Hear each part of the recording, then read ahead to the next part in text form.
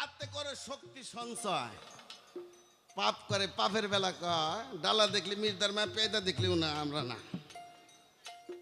পাপ করে সিপাতে, সিপাত করে মজা সঞ্চয়, ওই মজা ভোগ করে তা যাতে আমার জিভে স্বাদ লাগে, কিন্তু এই স্বাদটা বোঝার ক্ষমতা কার?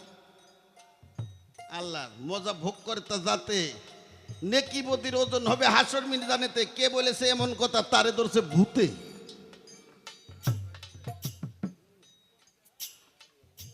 কি কোমরে বাদান, কোমরেও পারতেছি না, সবরেও পারতেছি না, বুঝছেন না? আমার এতটুকু জানা দরকার, সেদিন আমি কেন দোষী, আমার বিচার হবে কেন? আমি যদি আল্লাহর বান্দা হয়ে থাকি, সব কিছু করায় আল্লাহ, বিচারের বেলা আমি কারণটা কি?